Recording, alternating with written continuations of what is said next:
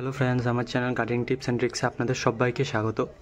আজকে তোমাদের সাথে শেয়ার করব আমি এই যে দেখছো এখানে স্নেক প্ল্যান্ট, এইটাকে আমি কিছুদিন আগে গ্রো করেছিলাম, প্রায় 3 থেকে 4 মাস আগে। তো এটার মধ্যে কিন্তু অলরেডি গ্রোথ আসা চালু হয়ে গেছে। এখানে দেখতে পাবে যে নতুন নতুন যে বার্ডসগুলো এখানে কিন্তু বেরোনো চালু হয়ে গেছে। তো কিছুদিনের মধ্যে আরও এখান থেকে বেরোবে আর এটা কিন্তু পুরো ফুল হয়ে যাবে।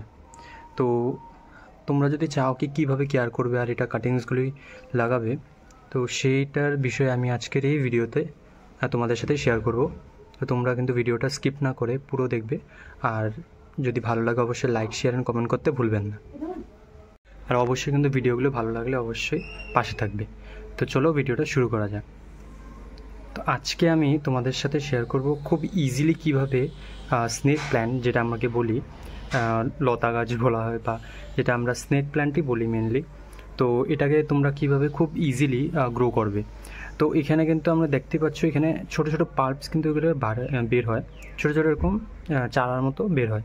তো তোমরা কিন্তু এখান থেকে কাট করেও লাগাতে পারো, না হয় তো এটা ভালো হবে কি শেকড় যে এটা যে রুটসগুলো শেকড়কে না ডিস্টার্ব করে এটা শেকড় শুদ্ধই আর একটা যে কোনো এরকম ছোটো ছোটো টবের মধ্যে তোমরা লাগাতে পারো খুব ইজিলি। কিন্তু কিছুদিনের মধ্যে কিন্তু এরকম দেখতে পাচ্ছ স্নেক প্ল্যান্ট কিন্তু বেরোনো চালু হয়ে যাবে। তার জন্য কিন্তু তেমনটা কোনো পরিশ্রম বা কিছু টেকনিক বা মেথড অ্যাপ্লাই করার কোনো প্রয়োজন হয় না। কিন্তু তোমরা যদি চাও কি এই গাছকে খুব ইজিলি গ্রো করতে চাও বা চাও কি তোমরা কোনো এরকম পাচ্ছ না এরকম চারা বা খুঁজে পাচ্ছ না, তোমরা হয়তো হতেই পারে, তো সেটার জন্য তোমরা একটা কাম করতে পারবে কি এটার যে ছোটো ছোটো পাল্পসগুলি বেরোয় এটাকে তোমরা নিয়ে নিতে পারো, না হয়তো এটার যে পাতাগুলো এগুলোকে কাট করে জলের মধ্যে রেখে দিতে পারো। কিছুদিনের মধ্যে দেবে কিন্তু খুব ইজিলি এই কাটিংস থেকে কিন্তু অনেকগুলো চারা তৈরি হয়ে বেরিয়ে আসবে। আমি কিন্তু স্ক্রিনে লাগিয়ে দেবো কয়েকটা ফটো, তাহলে আপনাদের সুবিধা হবে বুঝতে কীভাবে খুব ইজিলি কিন্তু আপনারা এই যে স্নেক প্ল্যান্ট এটার কিন্তু কাটিং থেকে খুব ইজিলি গ্রো করে নিতে পারবেন। আর চলুন নেক্সট স্টেপে যাওয়া যাক। নেক্সট স্টেপটা হলো আপনারা কিভাবে এটা সয়েলটাকে প্রিপেয়ার করবেন। এই যে দেখছো সয়েলটা, এটাকে কিভাবে ভালো করে প্রিপেয়ার করবে যাহতো কোনো রকম প্রবলেম যদি না হয়। তো সেটা কিন্তু আপনারা দেখতে পাচ্ছেন, এই দেখেন এটার যে মাটিটা এটা কিন্তু ওয়েল ড্রেন রাখার চেষ্টা করা হয়েছে। এখানে দেখতে পারবো এই দেখো এটা কিন্তু ভেঙে যাচ্ছে, তার মানে এটা ওয়েল ড্রেন মাটি। ওয়েল ড্রেন মাটিতে কিন্তু গাছটা কিন্তু বেশ ভালো হয়। যদি তোমরা পট সিলেকশন করতে চাও তাহলে কিন্তু এটা কিন্তু একটা বেস্ট সোর্স বা একটা মিডিয়াম মানা যেতে পারে।